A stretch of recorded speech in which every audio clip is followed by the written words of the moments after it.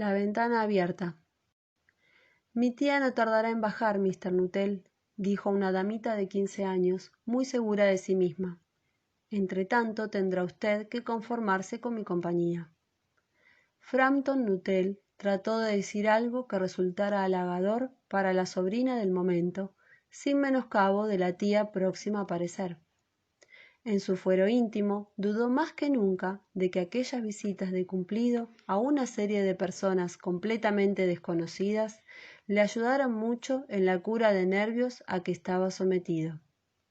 «Sé lo que va a pasar», había dicho su hermana mientras Frampton se disponía a emigrar a aquel retiro rural.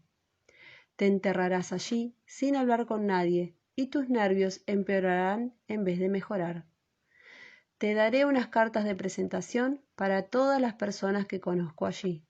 Algunas de ellas, por lo que puedo recordar, eran encantadoras». Frampton se preguntó si Mistress Appleton, la dama a la cual iba a presentar una de las cartas de su hermana, pertenecía a aquella última categoría. «¿Conoce usted a mucha gente de por aquí?», preguntó la sobrina, cuando consideró que ya habían tenido una suficiente comunicación silenciosa. «No conozco a nadie», confesó Frampton. «Mi hermana pasó una temporada aquí, hace unos años, y me ha dado unas cartas de presentación para varias personas». Hizo la última afirmación en tono de evidente pesar.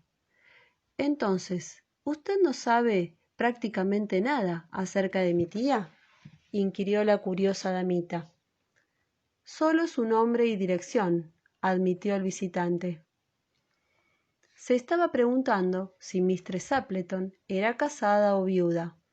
En la estancia había algo indefinible que sugería una presencia masculina. «Su gran tragedia ocurrió hace 3 años», dijo la chiquilla. «Debió de ser en la época en que su hermana estuvo aquí». «¿Su tragedia?», preguntó Frampton. En aquel apacible rincón las tragedias parecían fuera de lugar. Tal vez se haya preguntado usted por qué tenemos esa ventana abierta de par en par en una tarde de octubre, dijo la sobrina, señalando hacia un amplio ventanal que se abría al jardín. «Hace bastante calor para esta época del año», dijo Frampton. «¿Pero qué tiene que ver esa ventana con la tragedia?». «A través de esa ventana, hace 3 años, salieron a cazar el marido de mi tía y sus 2 hermanos, más jóvenes que ella. Nunca regresaron. Mientras cruzaban el pantano, dirigiéndose a su puesto de acecho favorito, se hundieron en las aguas fangosas. El verano había sido desacostumbradamente húmedo, y algunos lugares, que otros años podían cruzarse sin peligro, cedían repentinamente sin previo aviso. Los cadáveres no pudieron ser localizados. Eso fue lo más espantoso de todo. La pobre tía cree que su marido y sus hermanos regresarán algún día, acompañados por el perrito de aguas que se perdió con ellos, y que entrarán por esa ventana tal como tenían costumbre hacer. Por eso la ventana no se cierra nunca. Pobre tía. A menudo me cuenta cómo se marcharon, su marido con su impermeable blanco doblado sobre el brazo, y Ronnie, el menor de los hermanos, cantando «Bertie, ¿por qué saltas?», como hacía siempre para fastidiarla, porque ella decía que la canción le atacaba los nervios. A veces, ¿sabes?, en los atardeceres tranquilos como este, tengo la horrible sensación de que en un momento a otro aparecerán a través de esa ventana. La chiquilla se interrumpió con un repentino estremecimiento. Frampton se sintió muy aliviado al ver aparecer a la tía, la cual se disculpó por haberle hecho esperar. «Confío en que Vera le habrá entretenido», dijo Mistress Appleton. «Me ha contado cosas muy interesantes», dijo Frampton. «Espero que no le importara que la ventana esté abierta», dijo Mistress Appleton vivamente. «Mi marido y mis hermanos no tardarán en regresar de una cacería, y tienen la costumbre de entrar por la ventana. Han ido al pantano, de modo que dejarán mis pobres alfombras hechas un asco. ¿Qué le vamos a hacer? Bueno, ¿lo pasa usted bien aquí, Mr. Nuttall?» Mistress Appleton continuó hablando alegremente de la caza y de lo que escaseaban las aves acuáticas últimamente. Para Frampton, aquella conversación resultaba horrible. Hizo un esfuerzo tan desesperado como inútil para desviar la conversación hacia un tema menos lúgubre. Se daba cuenta que su anfitriona solo le dedicaba una parte de su atención y que los ojos de Mistress Appleton se volvían continuamente hacia la ventana abierta y el jardín que se extendía más allá. Los médicos estuvieron de acuerdo en recomendarme un absoluto descanso, diciéndome que procurara evitar toda excitación mental y toda clase de ejercicio físico violento, anunció Frampton, el cual alimentaba la ilusión bastante extendida de que los desconocidos y los conocidos casuales están hambrientos de detalles acerca de las enfermedades del prójimo, de su causa y de su proceso curativo. En lo que no se mostraron de acuerdo fue en la cuestión de la dieta, continuó. ¿No?, inquirió Mistress Appleton, reprimiendo a duras penas un bostezo.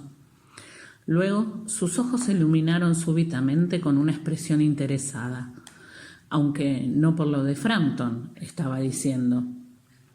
«¡Por fin! ¡Ahí están!», exclamó.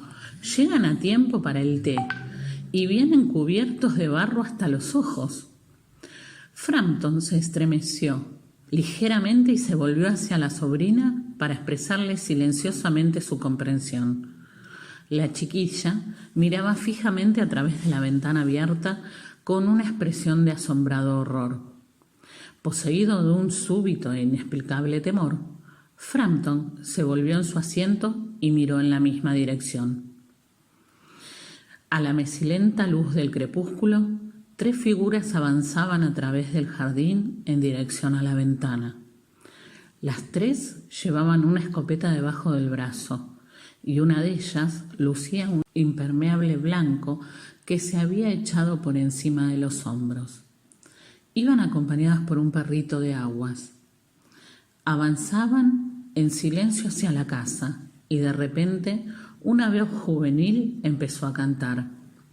«Bertie, ¿por qué saltas?».